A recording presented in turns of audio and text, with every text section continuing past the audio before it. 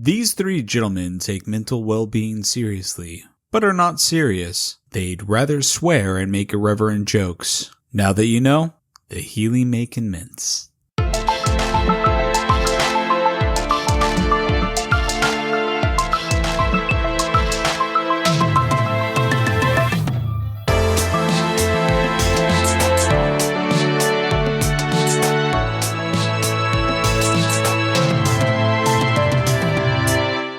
Hello and welcome to the podcast We're Probably Not Okay, the podcast where we make fun of well-being, like in a good way, the kind of fun, like going to a playground or the mall or something like that. I'm your host for this episode, Brandon Full. I'm Ryan Brown.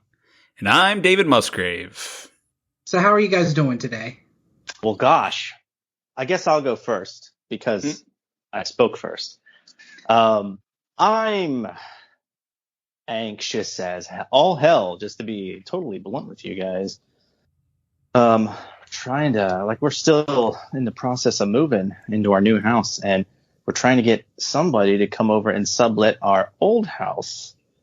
And that's a fucking nightmare. So there's a lot of stress with that. And I'm trying to get rid of some of the excess furniture that we had, because the place we're moving into is smaller, so we don't have room for the furniture that we had before. So trying to get people to either come buy it, or different charity groups in town that will come and use old furniture for stuff. And it's just a very anxiety producing circumstance. And then social work right now is also very anxiety producing. And I don't know if you guys have ever experienced this, but this past week, for whatever reason, the stars aligned in such a way where it was a really quiet week. And that made me really nervous too, because not because it's oh, nothing's going on, the other shoe must be on its way down, but because it's they're going to realize that they don't need me and they're going to fire me because I'm not busy right now. Which I know is just capitalism brainwashing me into thinking that that's the case, but it's still, that doesn't help my lizard brain to chill the fuck out. So, Have you ever had that held above your head before? Oh, yeah, absolutely. Oh, you have? I used to work, before I worked in mental health, I used to work for a law firm as a filing clerk, and it was manned almost exclusively by rich white men. So they had no compunction whatsoever about just wreaking havoc on your mental well-being, being well, maybe we'll fire you. I don't know. Can't get your shit together. Maybe it's just time to let you go. Stuff like that. Wow. Yeah, dog. Yeah, I have definitely got that ingrained deep in I feel like every job I have, even when I'm completely being a rock star, I'm oh, I'm going to lose my job. I'm not doing enough. I need to be doing better. I absolutely have that no matter what I'm doing. So I feel you there. I'm sorry you're having that feeling though. Are you paying rent and a mortgage right now then? Well, we will be as of July 1st. So that's why we're trying to get someone in here before July 1st. And we've had a lot of people express interest. But since we're subletting it, it's actually, they have to go through the landlord.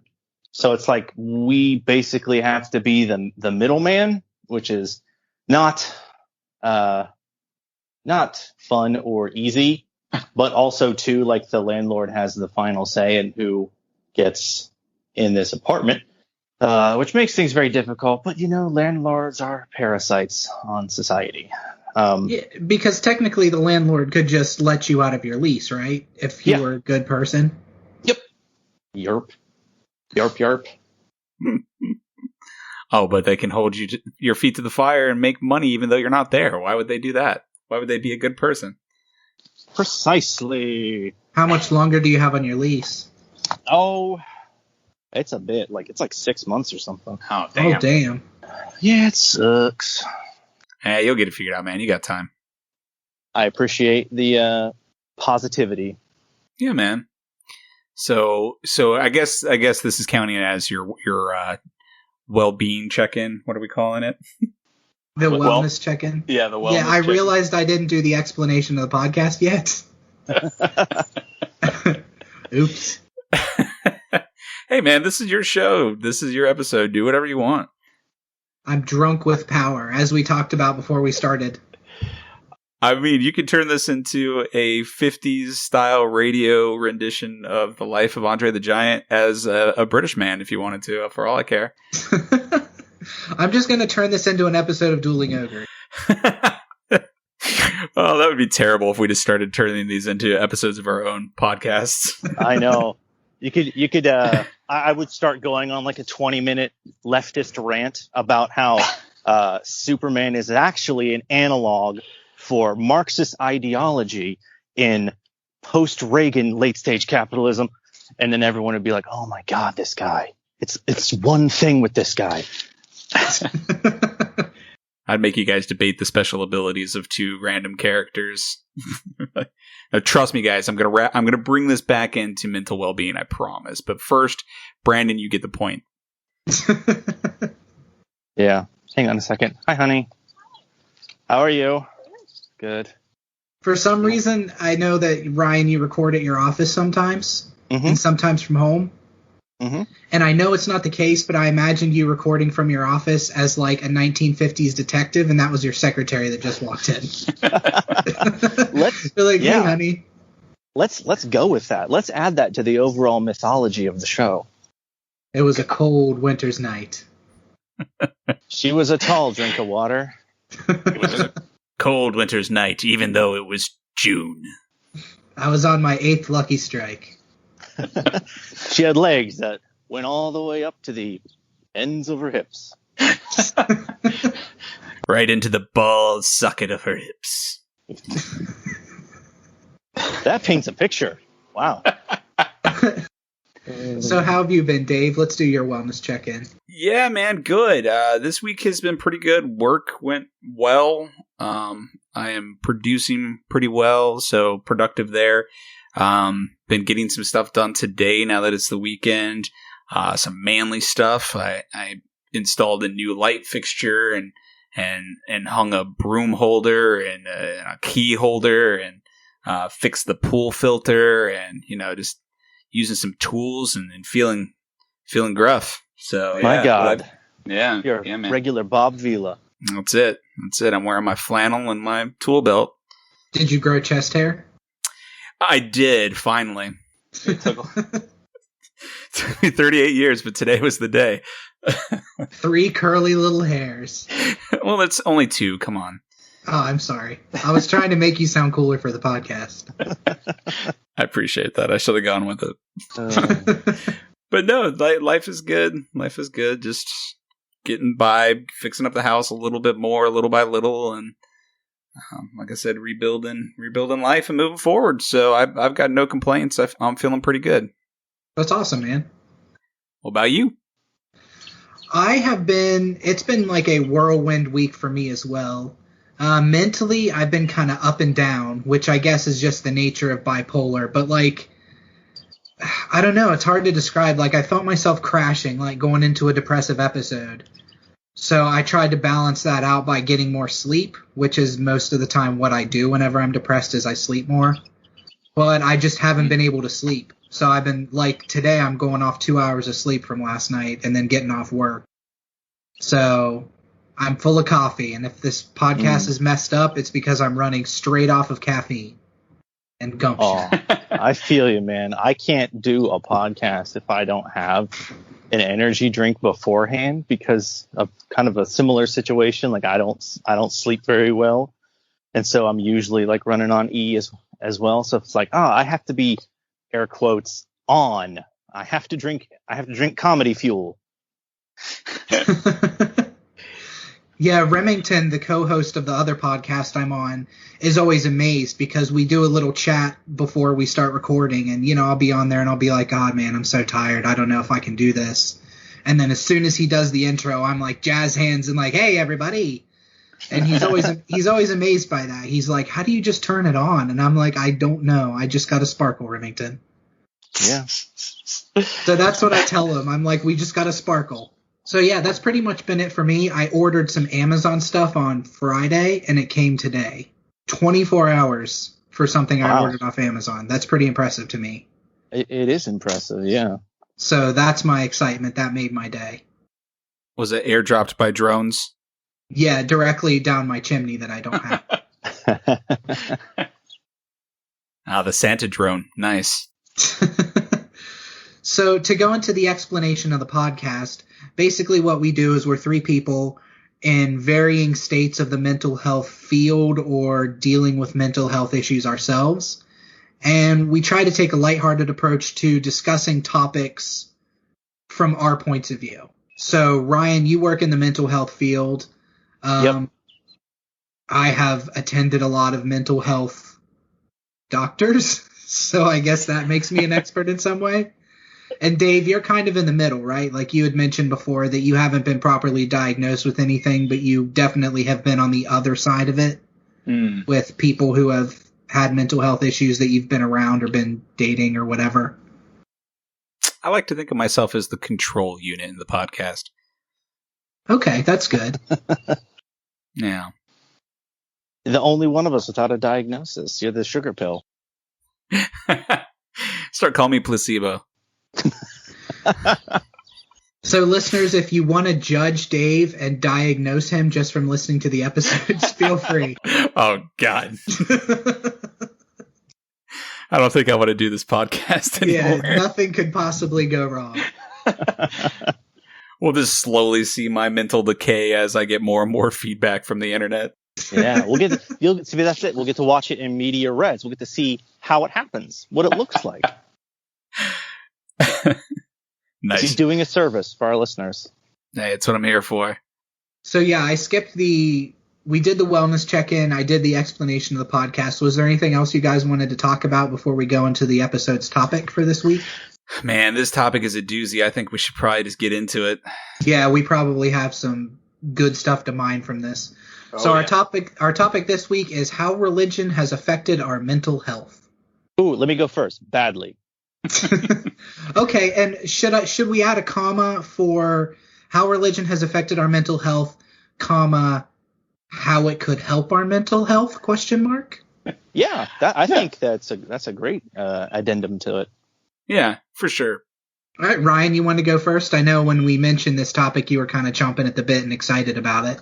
I am, yes. Only because it's something that I have had a lot of personal experience with. And as someone who cares a lot about mental health and mental health topics, and someone who has studied or is interested in a lot of world religions. See, I always say like I'm interested in religions rather than like I study or I'm a student of religions, because that sounds kind of like, I don't know if tacky is the right word, but like I regard it in the same way as I like study comic books, because it's like, well, I want to know everything about this. It's fascinating to me. But it's not like, I don't know. I'm not out here trying to achieve nirvana or something. I'm like, wow, it's so fascinating to me. What are the cultural factors that led your, religion to develop this or interact with these ideas or what have you?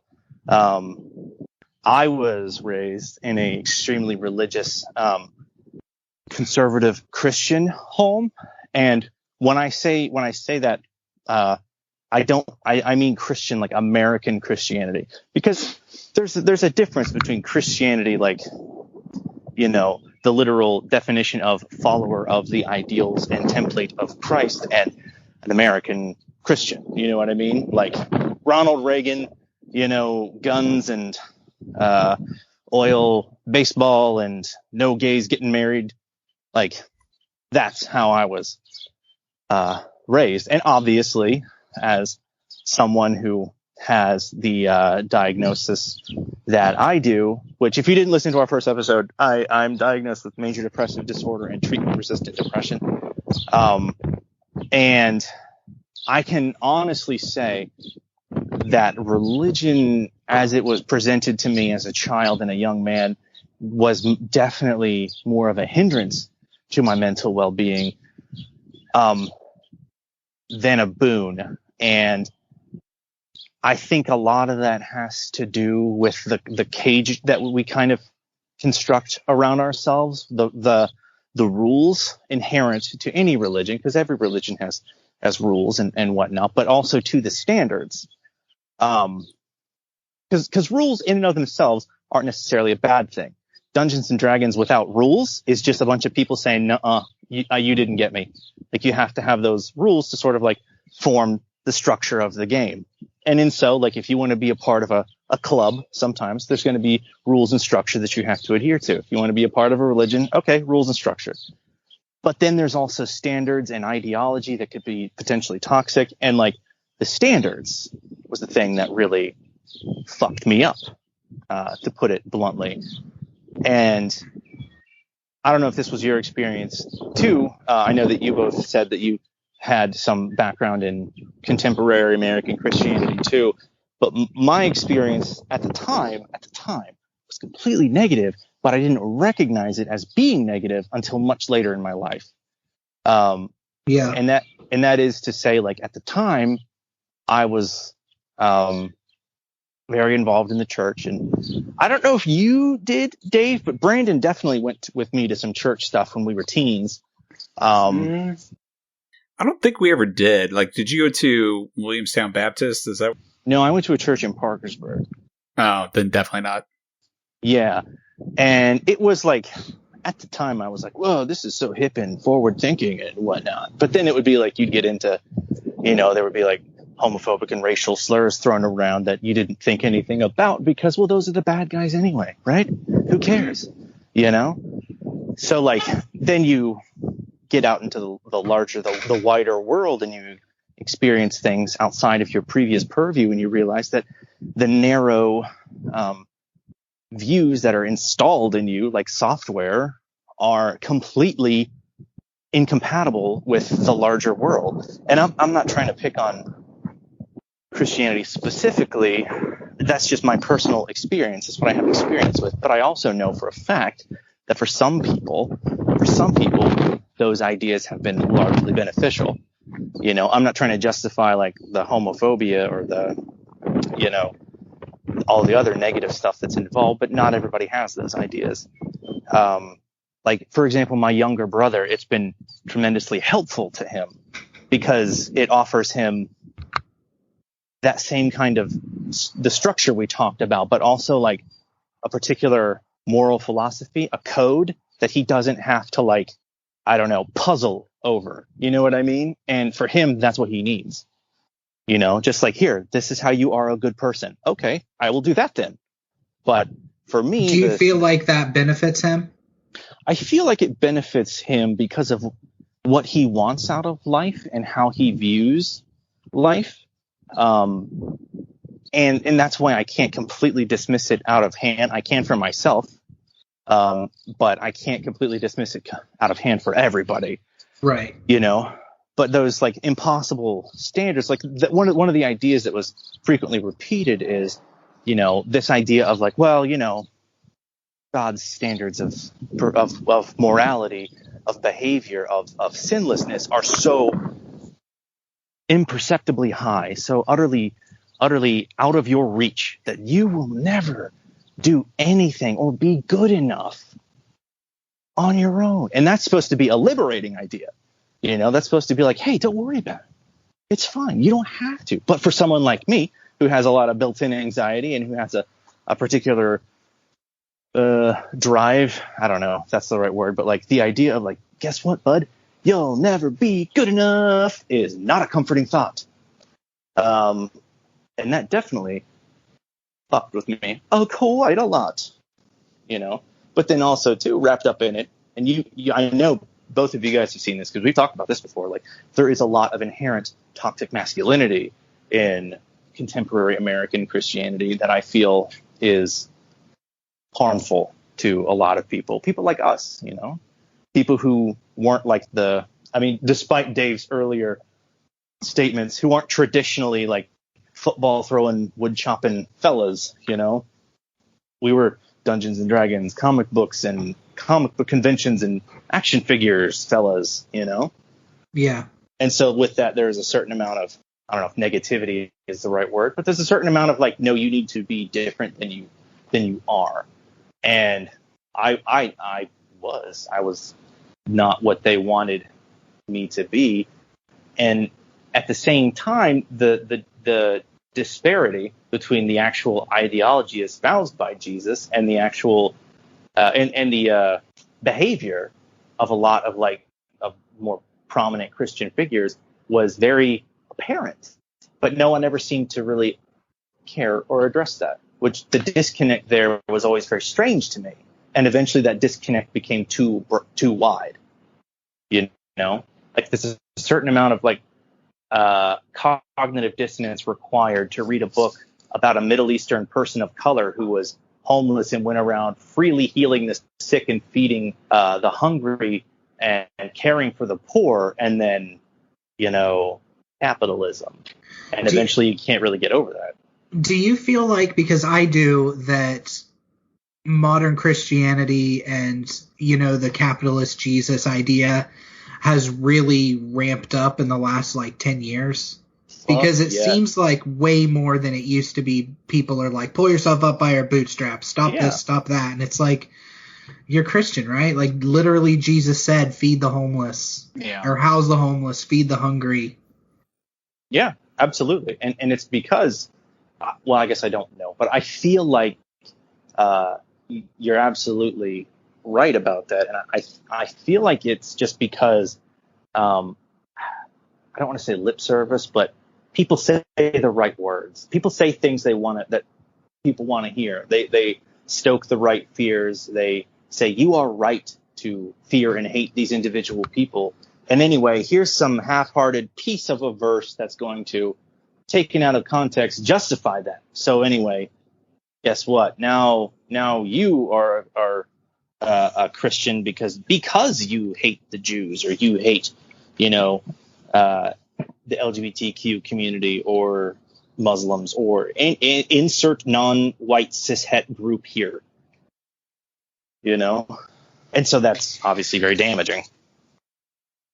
Yeah, but I mean, I think the religion has kind of always done that, though. I mean, you look through the history of Christianity, and when people couldn't read for themselves, I mean, it was used as a way to control the masses, and get them to come in and basically give their money to the church, and it is a source of control, in order to kind of perpetuate almost, you know, a money cow, a cash cow sort of. And I think that while of course that kind of started to change as people could read for themselves, so you didn't need a priest that could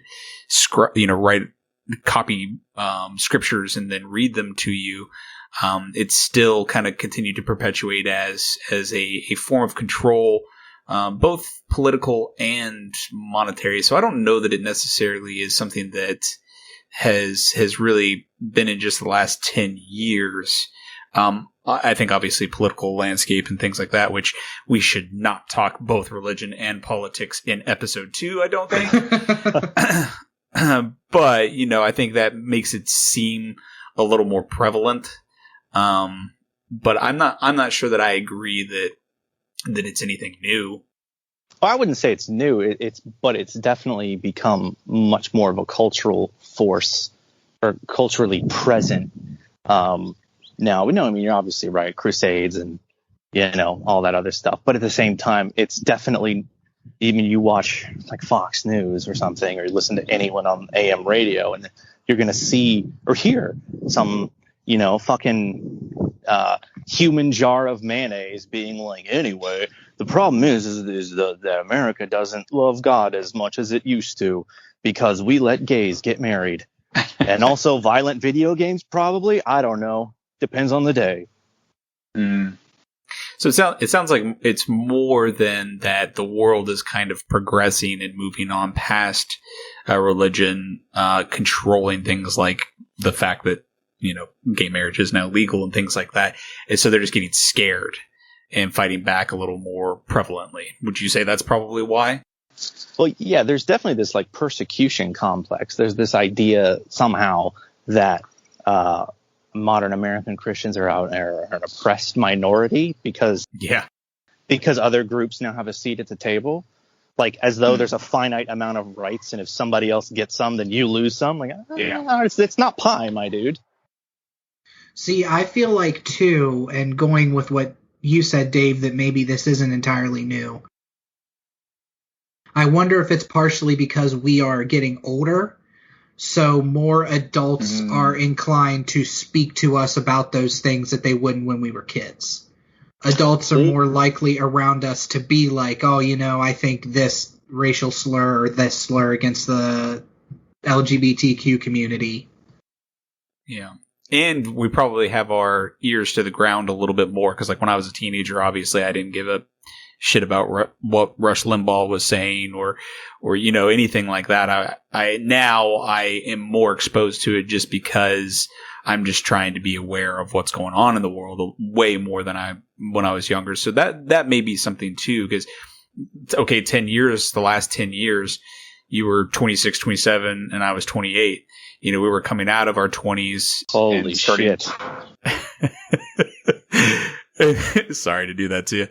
But we were coming out of, we were ending our 20s and going into our 30s and realizing, okay, we need to be more productive members of society and understand what's going on in the world. Yeah.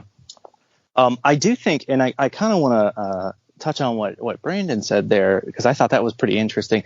I have noticed that, like, the few, like, confrontational conversations I've had about things like that have not been with, like, people who are already aware of my political persuasion, because basically, like, my political, cultural, social persuasion, like, my parents won't. They just won't. They know that will not be a fun conversation, and everybody in my family are Olympic level grudge holders. So, like, for the sake of, like, the family, we all just agree to not talk about it. But the few people that have tried to talk about this are, typically speaking, people who automatically assume that I'm on their side by nature of the fact that I'm a masculine presenting white man. Oh yeah. Absolutely. So they're like, hey, what do you think about, like, this thing here? And I'm like, the fuck did you say to me? Yeah. Let me ask you, Ryan, and having been raised the way that you were and in the religious household that you were, how long did it take you to stop just kind of going along when you heard people say things that you were just like, oh God, you actually believe that, and cringe, and like, oh, you're part of the problem? Did you find that it took you a long time, since you were around it so much when you were younger, to stop being like, okay, weirdo, and actually start saying something and speaking your mind to these people? Or are you even, or do you just kind of brush it off because you don't think it's worth it? My official policy is, on the internet, I just don't, because it's not worth it. Sure. But in real life, yeah, I'll engage. I don't jump straight. Well, typically speaking, I don't jump straight to anger. I'm like, well, let's talk about that. Let's unpack this, et cetera, et cetera. But I will say, yeah, it took me a long ass time. And I think it was because I wanted so desperately for this thing that I had had my entire life to somehow, I wanted it to be able to fit, because it was a comforting thing. In a person, I've had a pretty tumultuous adulthood, and having some sort of, like, through line through that adulthood is a comforting thing. And so, like, even up until I haven't stepped foot in a church since 2016 for the obvious reason. And that is, if it's not obvious, it's because Trump got elected. And I remember I was driving to Walmart to pick up some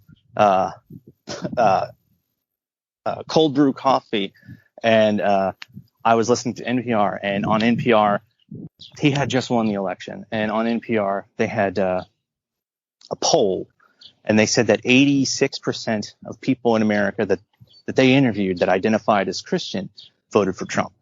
And I was like, well, it has become unmistakably clear that I no longer have anything in common with this group.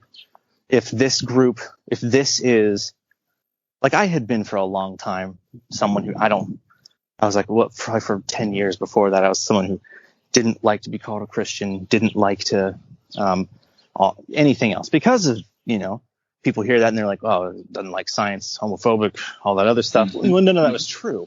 I just enjoyed, the teachings of Jesus, and I liked the community elements. But then at that point, at that exact moment, it was inescapable.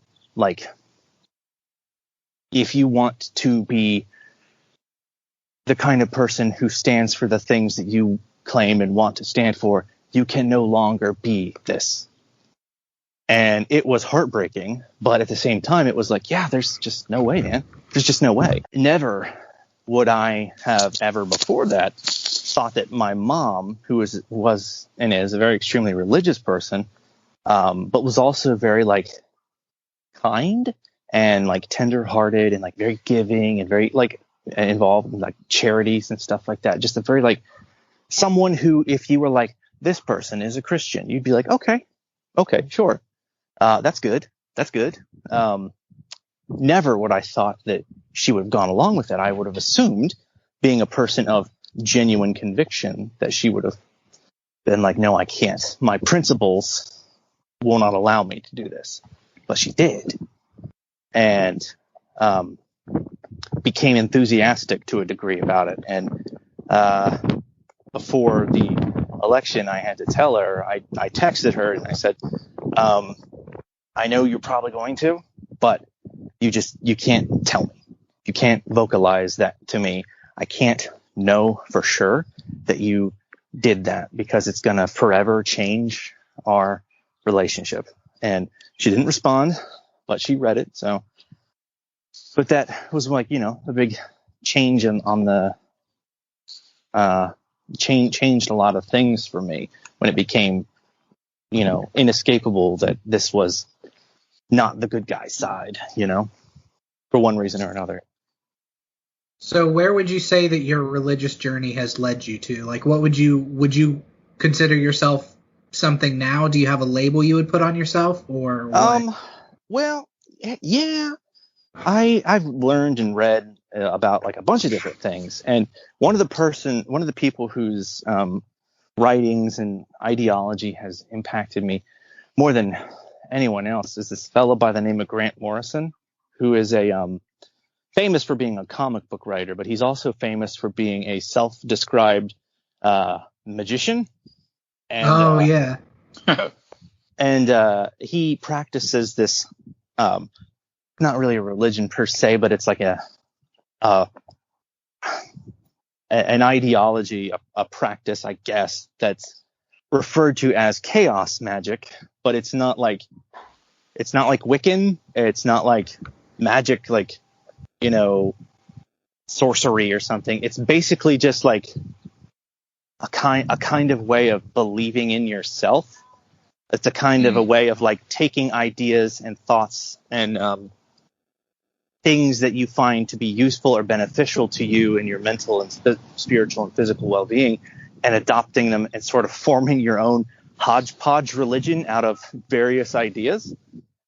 It's like when Bruce Lee was creating his style of martial art, Jeet Kune Do, he said that he adapted different techniques from different styles all over the world to sort of form his own personal style. And he said, adopt what is useful, discard what is useless. And that's kind of like what it is. And that's kind of what it is to me. So like I'll say like, yeah, I'm a chaos magician, but it's not like I'm, I don't know, sitting around a cauldron or something. It's more just like I take principles that I feel apply to me or I want to apply to me, and, sort of form like an ideology quilt out of these different squares from, things like Buddhism or things like Christianity or Taoism or anything like that. And also just fucking, superheroes, their codes of ethics, their behaviors, stuff like that. Like, so, I mean, yes, but also kind of no. And what about you, Dave? How did religion affect your mental health? Yeah. So I think, just to give you some background, I was raised in a staunch Baptist household. I've got two uncles that are pastors. My grandfather was a pastor. And while growing up, my father was not a pastor. He is now for several years. And so I think I said on the last episode, I was indoctrinated at a very young age. And again, in my teenage years, started realizing that, I think part of it when I was young is I didn't want to go to church, right? Who does? No kid wants to. But I started, in my teenage years being like, well, not only do I not want to go, but I also don't think that I believe this way, the way that I've been told. While I do believe that there is a God or a force or something behind, because again, and I've got a question for you when we get to you, Brandon, but late at night lying in bed, I can't help but think, what started all of this? What was the beginning? What was before that?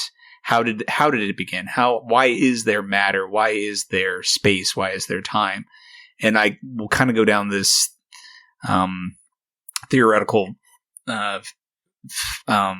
just loophole of just down and down and down and down, and try to think of the beginning and the vastness of the universe, and it boggles my mind, and I can't understand it, which makes me think that there is certainly something beyond my understanding. Of course, we know that. So I can't help but believe that there's something, but I don't believe in the dad figure up in heaven who is looking down on me constantly and judging me and thinking that I'm doing wrong. So I It's always dads with us, huh? It really says a lot. But to your point though, like I grew up with this oppressive, I don't want to say oppressive. It's not like my parents were mean to me. But they were constantly saying, do better, believe in God, believe in Christ, be Christ-like. Do not be worldly. Don't like certain music. Don't like certain movies. And so while I wanted to like those things, I was told not to. And even when I was out of and I left the house as soon as I could because of that, because I wanted to go and live my life the way that I wanted to without their influence. But even so, I had to hide so much about myself from them as I was going through my 20s and even into my 30s. And honestly, it hasn't been before maybe the last 8 years of my life that I started actually speaking my mind to my parents and showing them a little bit more of who I am outside of just pretending to be, what they were expecting me to be. So that has affected me psychologically quite a bit, because not only what would you say was the catalyst for that? The catalyst for finally speaking my mind? Yeah. I think I finally realized that I can't just sit around and listen to them Muslim bash and gay bash and things like that. I have to speak my mind and let them know that I'm a caring person who does not agree with their views. It finally, and that's why I asked that question of you a little bit ago, Ryan, is because while I would do it with total strangers, I would have great conversations with total strangers that didn't agree with me. I couldn't do it with my own family. I couldn't do it with my own parents. And finally, I realized it doesn't matter what they think. What's the worst that's going to happen? It's not like they can ground me. And psychologically, up until that point, it really kind of felt like they could. And so that's what I think really kind of screwed me up for years and years and years and years and years.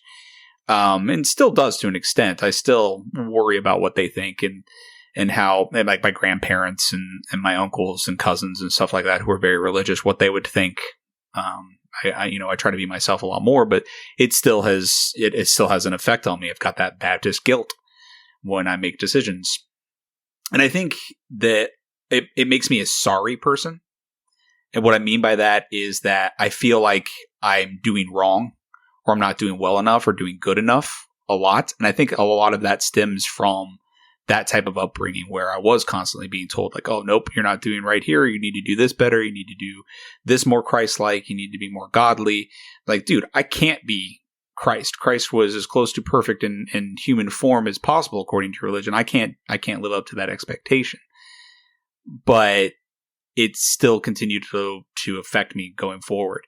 But, as I got away from that religion, though, I looked inward and said, what do I believe? And I've looked into things like Baha'i, because to your point, Ryan, the Baha'i faith kind of takes pieces of lots of different religions, believes that there were lots of different prophets, that Buddha was a prophet, that Christ was a prophet, so on and so forth.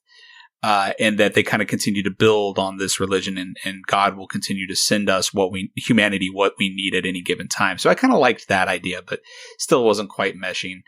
And so I really don't have a well-defined belief today. I do believe, I would say I believe in God, just certainly not the way that it was taught to me and used for power and for discriminating groups that people just don't want to associate with, and so on and so forth, like we've been talking about. I do want to tell a couple of stories that just kind of stand out about you guys and religion. And Brandon, you in particular. I joked about saying that you were that I thought you were a heathen. I never thought that, of course, in the last episode, but my dad did. My dad thought you were a heathen because of this reason. You spent the night at my house and were messing around on my computer or whatever. And I had a background of Shannon Hoon, who, for those of you who don't know who Shannon Hoon is, it's the lead singer of Blind Melon, or was. He's dead. But he's basically in this body of water. And we used to think that Shannon Hoon looked like me, so that was why we kind of glommed onto Blind Melon so much. And so he was on my background. Well, you took that image and you drew a penis that was ejaculating on Shannon Hoon's face, and made and made like a speech bubble coming out from Shannon Hoon, and said something along the lines of like, "Oh yeah, Dave, I love big dicks," or something like that. That does sound like something I would do. It tracked. And unfortunately, it was not me who saw that first. It was my father. Oh God. So he had a very, very serious conversation with me. And, he approached it, of course, from like the homophobic standpoint of like, what's going on? Why do you... What was the serious conversation? It was like, my son, do you like big dicks? I read that somewhere. Word on the street is, Dave. Shannon Hoon from Blind Melon says, yeah, no. It was something like that, something very awkward. And I had to be like, I don't know what you're talking about. And he's like, your background on your computer. And I'm like, I have no idea what you're talking about, Dad. And so he's like, come with me. And so we looked at it. I was like, oh my fucking God. Are you fucking kidding me? I'm like, this is Brandon. Obviously Brandon did this. I have no doubt Brandon did this. That's so good. I think it probably took a little bit of convincing or something, because my dad just wanted to believe the worst or whatever. And finally he was like, well, you can't hang out with him anymore. I'm like, what the fuck ever? Because at this point I was, 17 probably, and had my own car and was working. Yeah, you were a little bit older than us at that point. Yeah. So I was like, whatever, I'm going to do what I want. I mean, technically you still are, I guess. No, I stopped. What's your secret? Time portals. Guess I should have guessed. Yeah, obviously. I thought it was right there. But anyway, I don't know. I guess that's... Oh, the other story is that, Ryan, you and I had kind of stopped communicating for a while, but I remember I was working at this little gourmet grocery store, like off in this like weird housing community out in the middle of nowhere. And one night after work, I think you called me. It was kind of out of the blue, and we hadn't talked for a while, but I sat on the steps of that gourmet grocery store. I'd already closed it, but I sat there on the steps of that gourmet grocery store. I just talked to you for a couple hours, and we talked about Buddhism and all kinds of stuff. And it was just interesting at that point in time, because we hadn't talked for so long, to kind of see where your beliefs were already starting to go in that direction. And that's just something that just stands out that I want to talk about. As not nearly as interesting as the drawing penises on ejaculate on Shannon Hoon, but and I wouldn't want you to make that statement, because that's clearly not true.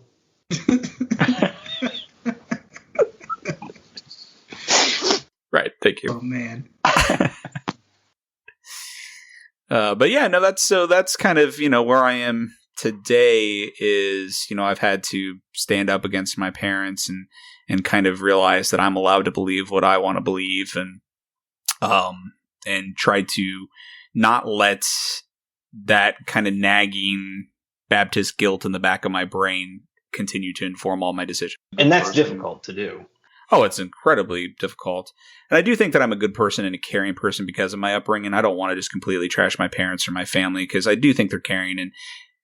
And my grandfather, the pastor, he had his doctorate in theology, but he also had his degree in psychology, and he was a counselor, and he studied all different religions and kind of had a clearer view of theology than just, what you think your classic Southern Baptist, people in this day and age in America are. And he died a year and a half ago, I believe. But to this day, he's the person that I probably respect the most on this entire planet. I look up to him a lot and would seek religious, counseling from him at times. So, well, I'm not going to take that personally. Well, yeah. What about you, Brandon? So again, I'm kind of excited to hear. I didn't realize your family was as religious as they were, and then kind of excited to hear where you are today and how it's affected you psychologically. Yeah. So I grew up in a pretty religious household, although not as religious as Ryan's, and apparently not as religious as yours, Dave. But I mean, we went to church every Sunday. It was something I had to do. My parents were Christian. We grew up Methodist. And growing up, my parents were pretty heavy-handed with me.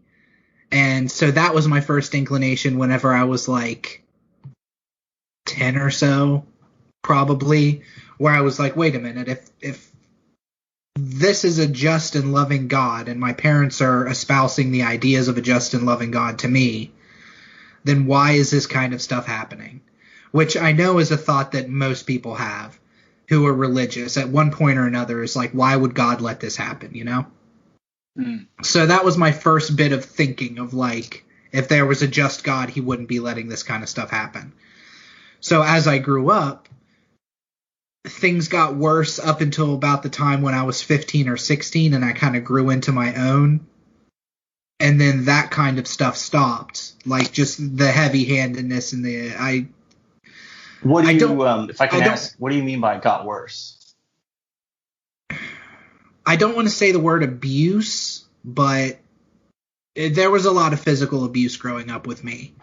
Nothing sexual, but just a lot of physical abuse from my parents. But once I hit a certain age, I feel like they just realized, especially my dad realized, that I was too old. At that point, I could fight back, and there was, he didn't have somebody that he could take out his anger issues on. Now, that said, I do want to say that my dad has since become a pastor, and my dad is probably one of the best people I know now. Because he realizes... That's good. He realizes where he went wrong with me as I was young, and now he's probably the most supportive person in my life. If I can ask, and if it's not too personal, did you ever get an apology for that? Yes. Wow, that's fantastic. That must have been a very healing experience for you. It was very good. But that's awesome. My first real thought against religion was kind of twofold. I started going out to the college whenever I was in 10th or 11th grade, I think. I was taking college classes out of WPNO. Oh, I remember that, yeah. And I was... And at Williamstown, where I went to high school, I was in my own little bubble with like you, Ryan, and Dave, and Remington, and Ethan, and Jeremy Bach, just a bunch of people. We were in our own little bubble, and we were all, for the most part, kind of religious. Hold up. What was that bubble's name? The JGA, of course, the Justice Geeks of America. Just wanted to get that on the record. But we were all religious to a certain extent, I feel like, except maybe Remington. But yeah, I started going out to the Caperton Center at WVUP, and I was around these kids from the big high schools, like the huge, 600-700 graduating class kids. And I started to curse. Growing up before that, I didn't cuss at all because that was just something you didn't do. Whenever I was young, my brother told me that raising the middle finger was like spitting at God.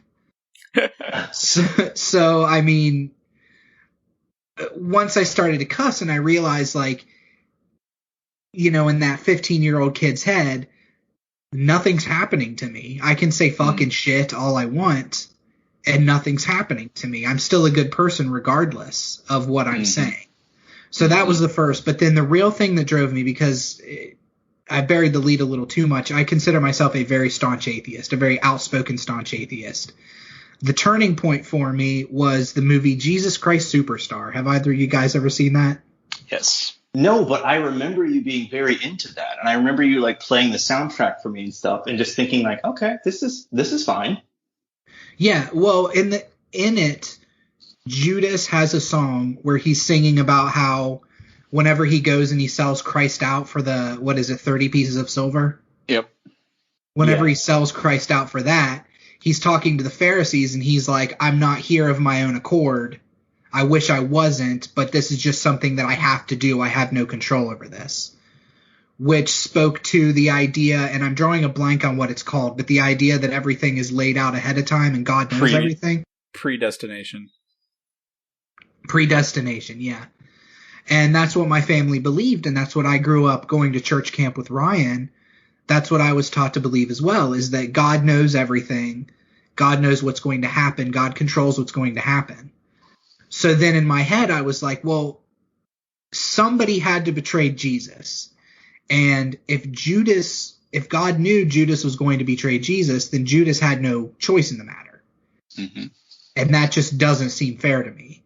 So that little thought wormed its way into my brain. And over the course of the next couple of years, I wouldn't consider myself an atheist until I was probably like 18 or 19. But that little worm was in there, and it just kept growing and growing until it got to the point where I was like, wait a minute, religion is bullshit.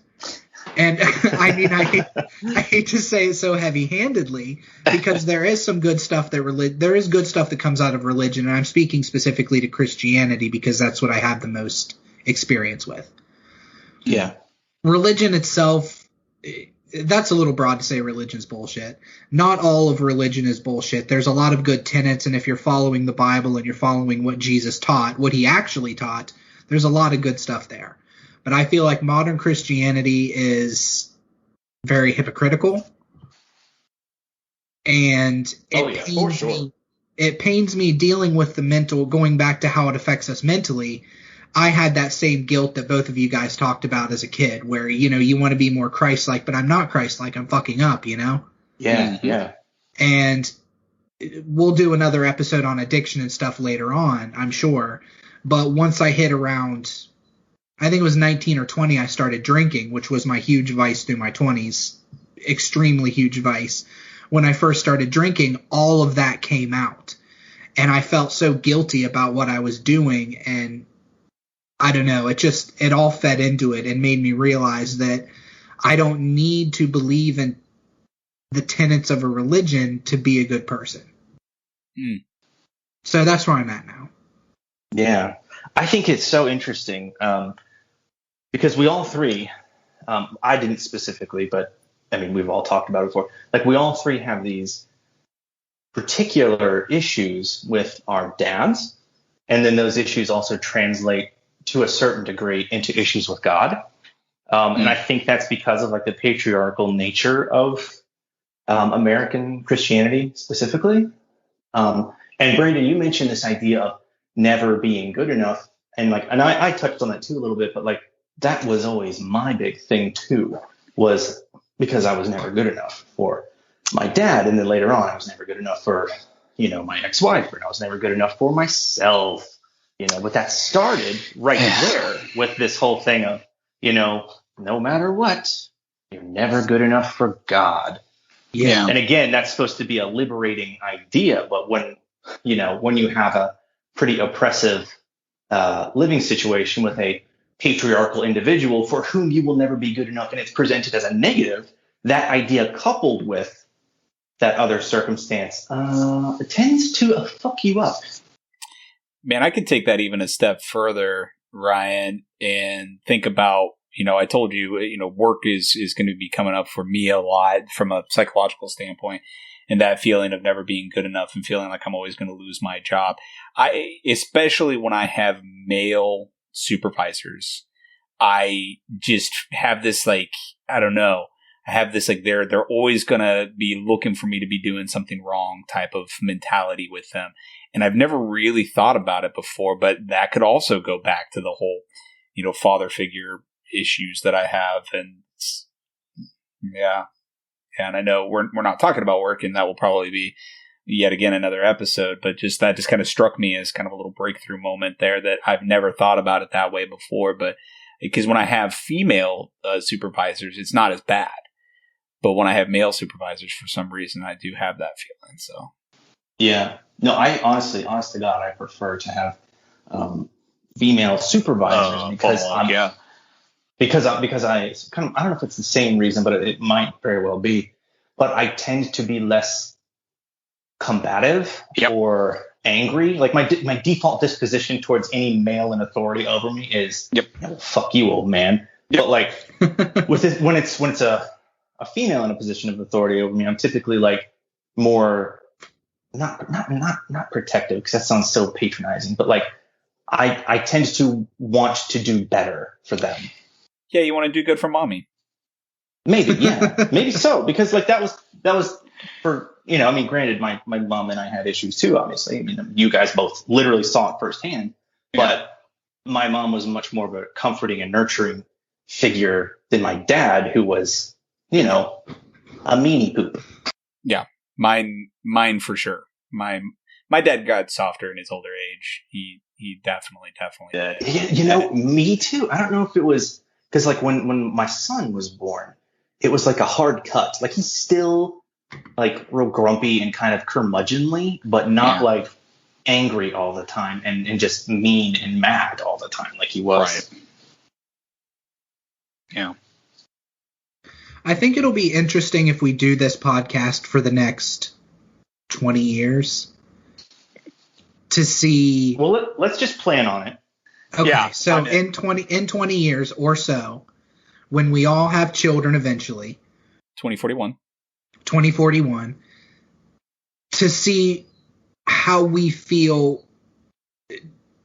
to see what the point is where we stop viewing our children as children and start viewing them as adults. And I think for me, partially, that was whenever I had my daughter. And Ryan, it sounds kind of like with you, it was when you had your son.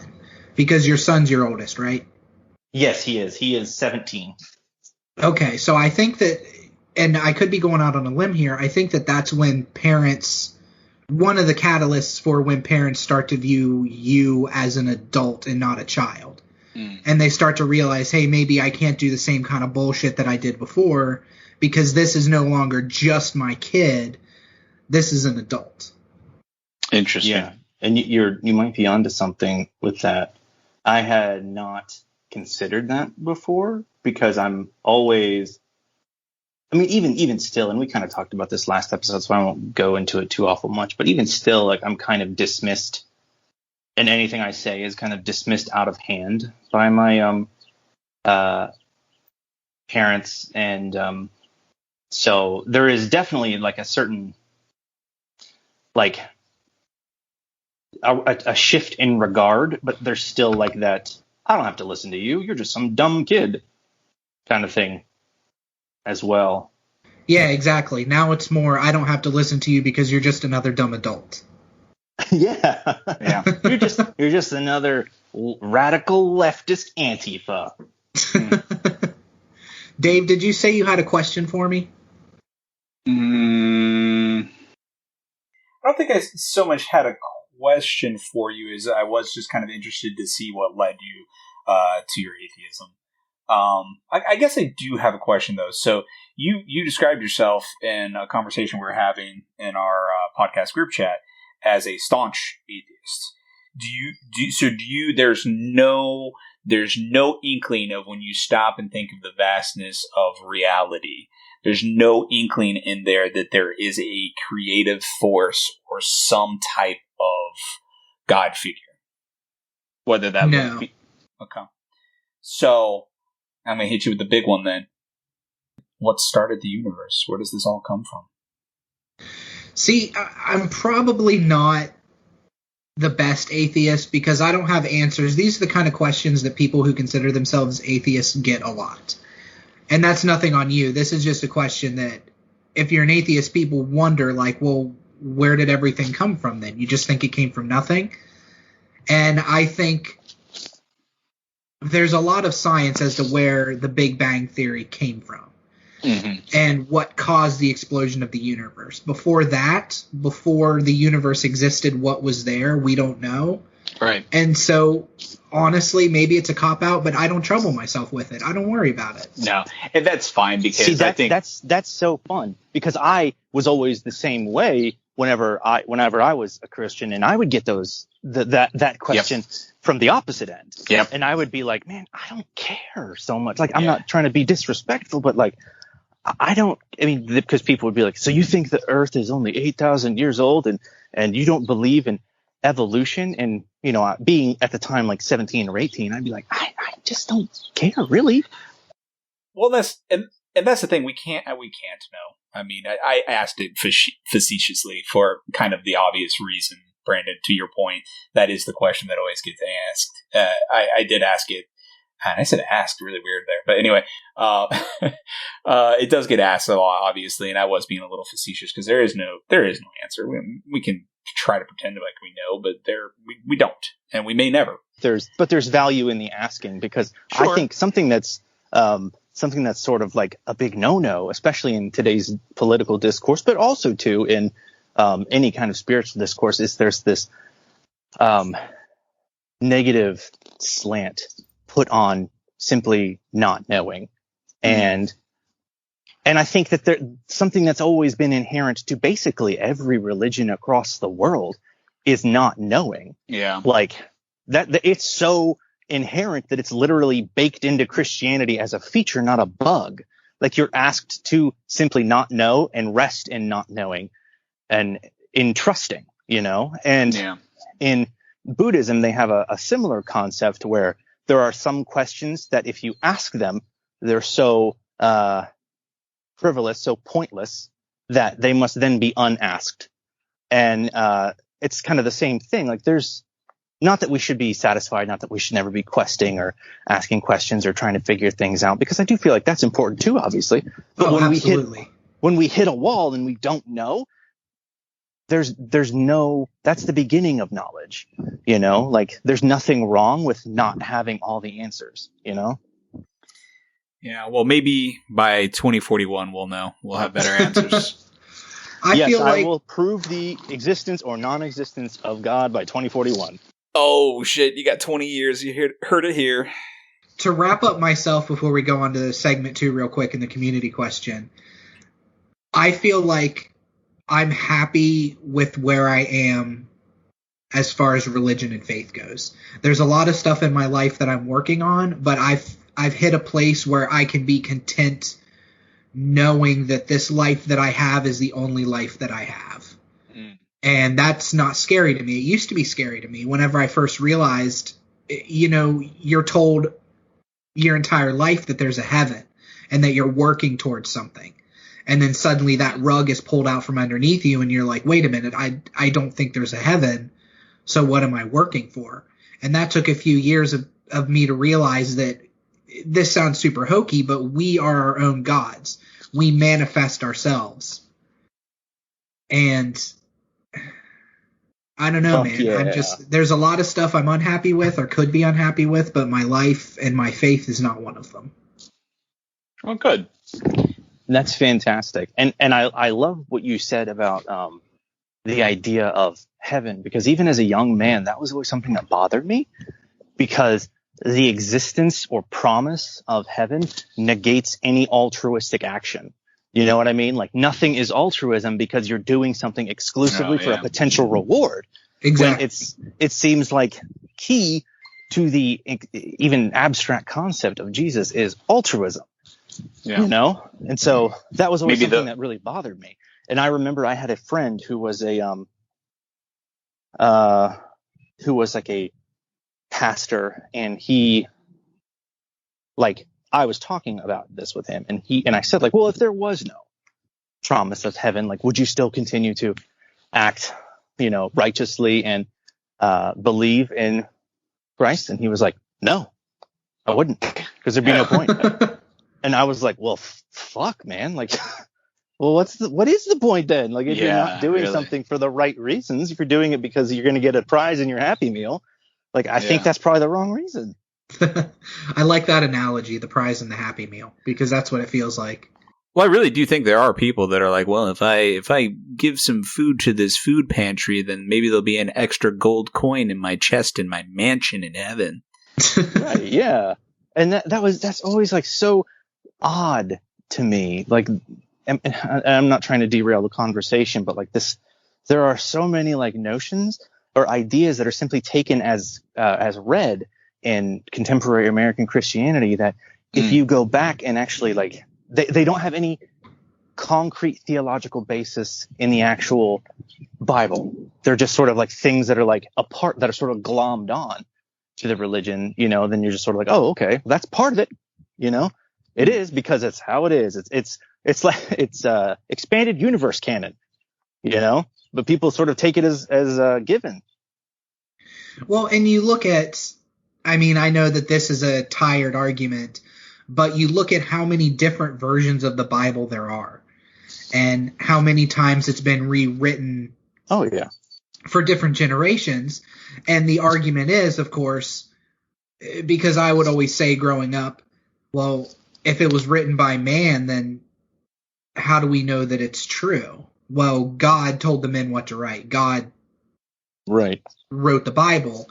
So then God has written multiple Bibles. God George Lucas the original Bible and decided he wanted to add in. Right, yeah. He CGI'd in like a Jabba the Hutt. Like, yeah, this is a special edition. And then later on, we'll go in and retcon it and change it. We'll make it so Goliath shot first. So yeah, I think that's a good place to stop on the religion talk. Segment 2, I know we've been going kind of long, is positivity time. I feel like we've kind of touched on something good that has happened to us this week.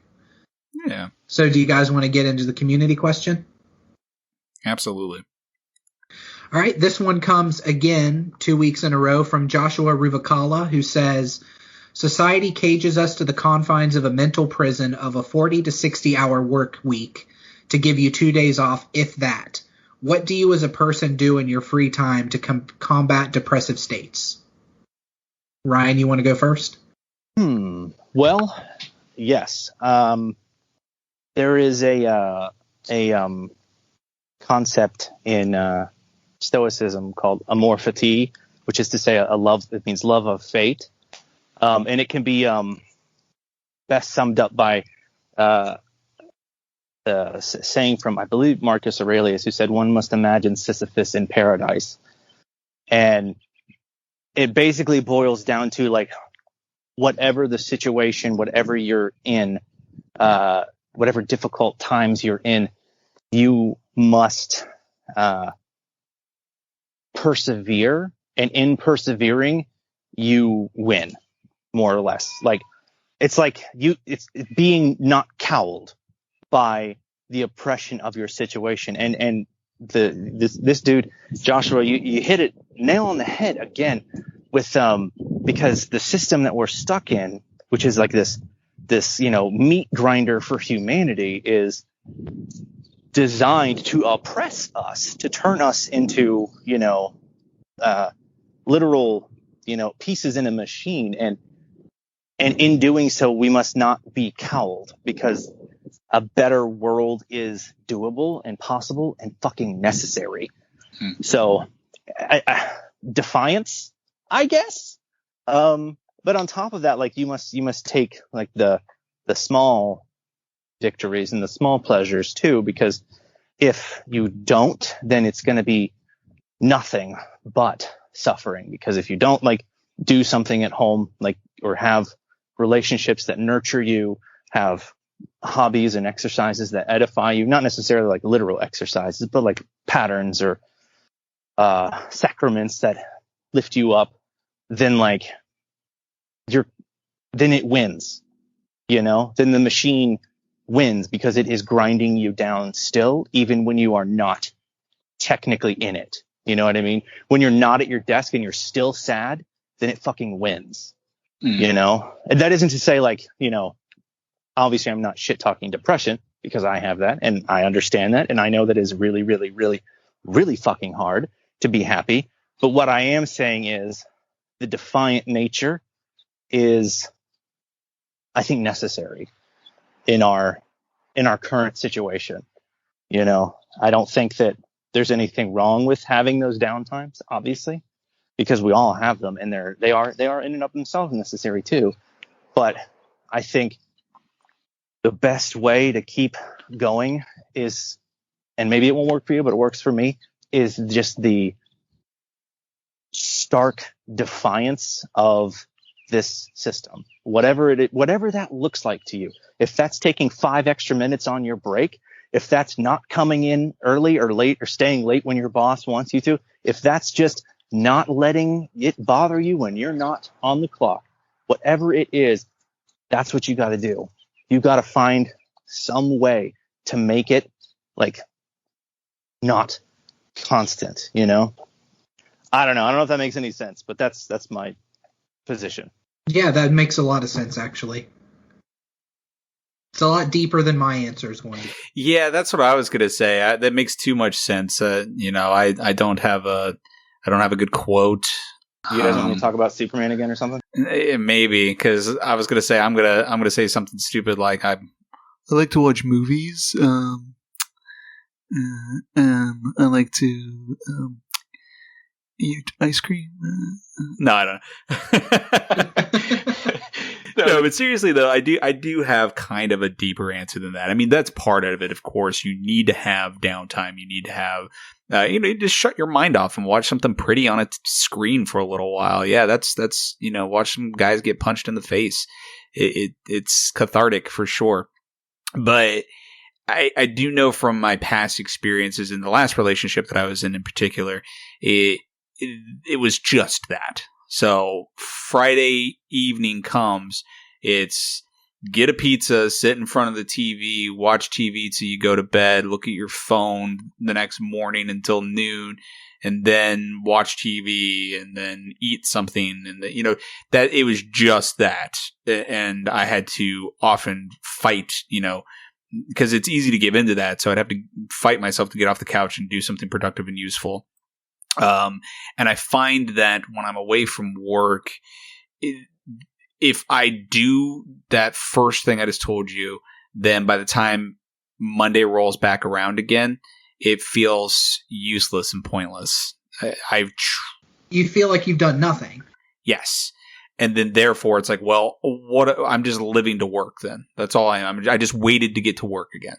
I occupied my mind until I got to work again. And I did not better myself from my situation or anything. So, now I'm back to where I had been in the past, where it's, get some things done, but get it done for a purpose. Don't just do yard work for the sake of doing yard work or do something around the house for the sake of doing something around the house. Do it to better my life and my situation and feel better about my home and my belongings, and then take a break. And so that when it does come to the evening time and I can have dinner and watch a movie and relax, it's earned and it's a balance between those two things. And then Monday comes around and it's like, you know what? Fuck yeah. I got some shit done. I saw a really good movie.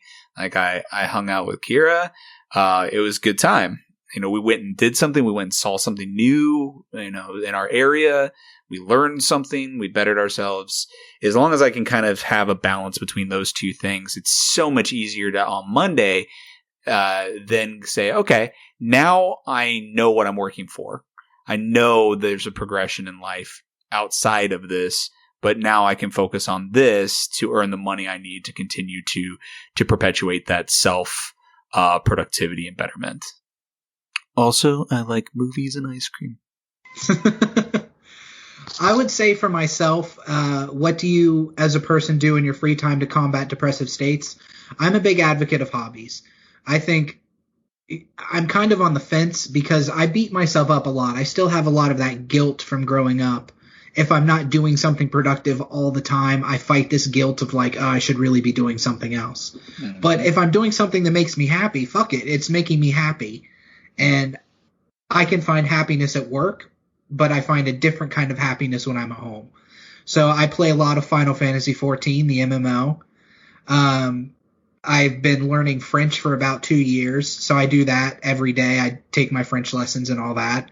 And I just recently started studding clothes. I bought some metal studs off of Amazon, and I've been putting those on shorts and hoodies and stuff like that, belts, just for something to do, you know? It makes me happy. So I would say, as a person to combat depressive states, you know, find a hobby, find something that makes you happy and do it guilt-free. And I know it's hard to do it guilt-free sometimes, but do it. And if you're in a depressive state from working, sometimes you just got to sleep for 17 hours, you know? It's maybe not the healthiest thing in the world, but I don't know. I can't even say that. I think it is healthy sometimes if you're in a depressive state to just sleep, to just let that sleep wash over you and then wake up the next day and try to feel better. Because as long as you're waking up and doing something the next day and you're not letting work, like what Ryan, you and Dave even mentioned, is not letting work weigh on you and not taking your work home with you. Which is hard to do since I've been working from home for 15 months and literally I'm sitting in my office where I work even as we speak. And it's hard to disconnect, and you absolutely just have to separate and realize it's not going anywhere. It'll be there. So I'm looking at the sheet that you have laid in front of me, Dave, and the next thing, or the last thing on our list, says summary. So how would you guys want to summarize everything that we've said into like a concise thing? I think, I'll just jump in. I think, you know, again, a lot of the themes that I'm hearing here is that the way that we were raised, and both from a religion standpoint, but also kind of with our father figures being the kind of people that they were, is that from a psychological standpoint, I think that we all three have kind of gotten this, I don't want to say this, it's a guilt. I mean, I guess that's definitely really the only way to say it, is that there's this voice in the back of our head that was created, likely by our religious upbringing, that kind of has not controlled us our entire lives, but has nagged us and kept us from feeling 100% good about some decisions that we've made along the way, even if it was something that we felt was good in our life. But at least I can speak for myself, that I'm constantly worried about, you know, what are my parents going to think if they find out, or something like that. And as it has gotten better over the last few years, it's still there. I have something that I have to tell my father eventually now in the coming months, that I'm still worried about how he's going to react to it, when I should just be like, hey, this is my life. This is what I want. This is what I'm doing. And Dad, here it is. Deal with that information as you wish. But still, part of me is like, how is this going to go? So it's just interesting how that affects you long term. I think I'm still personally trying to figure out what religion is to me and spirituality is to me. But at least I'm in a good place of peace right now with my life and how religion plays or doesn't play a part in my daily life. Yeah, I guess that's how I would summarize it. Great. How about you, Ryan? Well, I mean, after everything that I've experienced and been through, I know that I don't want to say evolve, but like I don't feel like I have the need anymore for contemporary religion, as far as like contemporary American Christianity. And I don't begrudge anybody that does. I would say that for me, and probably for a lot of people, that Christianity is like, it's like a Fast and the Furious movie. I understand the appeal. It's not for me. I certainly wouldn't stand in line for it. But if it's what you like and it's not hurting yourself or anybody else, okay. then it's fine. Go see Hobbs and Shaw. So I think if you've managed to listen through this entire episode and you are religious, Sorry. I don't think we did straight up religious bashing so much as modern Christianity, cough cough right wing Christianity. Yeah. But yeah, I don't think any of us have a personal problem with somebody choosing to be religious. No, not at all. And I think that should be said. So if you've listened to this entire thing and you're religious and you've been, gritting your fists and your teeth and shaking it at the sky, that's not what we're saying. At least me personally, I have no judgment against somebody who's religious. Like I mentioned, my dad's a pastor, and I didn't even get into the talks we've had because he knows I'm an atheist. And one of the things he's told me that we talked about is I just don't feel like I could live my life knowing my dad thinks I'm going to go to hell. That would be terrible. And we've talked about it. And my dad is of the belief that if you're a good person, whether you've been led to Christ or not, if you're a good person, you're going to get into heaven. Mm-hmm. So if there is a heaven, I guess I'm in, boys. Oh, that's good. So to end everything, Ryan was quoting Marcus Aurelius. I want to quote my favorite, or one of my favorite authors, Voltaire. It's a little bit of a trite quote, but it's one of my favorites. He says, God is a comedian playing to an audience too afraid to laugh. Yeah. Nope. That is a good quote. That is. And next time on, Dave, you're up. So do you have a topic picked out? Do I have a topic picked out? So, I mean, I really want to go. I hate to jump straight from religion into substance abuse because I think that's two very heavy topics. The other topic that I was thinking about was we talked about workplace psychology, which we did talk about a little bit in this episode and the first one. But that's a big one for me. However, I had another one that I was thinking about that was a little more lighthearted, and I have it written down in a notebook, and I can't think of it off the top of my head, so it may just be a surprise. I want to do all of those eventually. I know that we've talked about those other two topics. I think they will both be, again, gold mines of all three of us have had experiences that we could draw upon for sure in those areas. But yeah, I think, in the meantime, I do just want to say, we didn't really say this last time, but, please, if you're liking the podcast, if you have recommendations or you just want to give us some feedback or be part of the show, make sure you're going and looking for us on Facebook. We're probably not okay. Twitter is the same. Our email is we're probably not okay at gmail.com. And the okay on the email is okay, not OKAY, correct? Yes, that is correct. So it is just okay. Like you see when you pull up whatever podcast player you're listening to this on, just like it says there.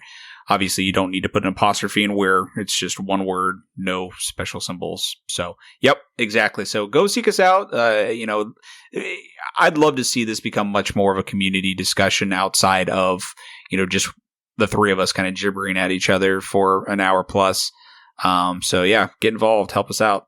Yeah, absolutely. And if you're listening, thank you. Yeah, thanks. Thanks, guys. I appreciate it. All right. Well, guys, I think we had a good discussion. And thank you, everybody, for listening. To sign off, I am Brandon Full. I am Ryan Brown. I am David Musgrave, and this was We're Probably Not Okay.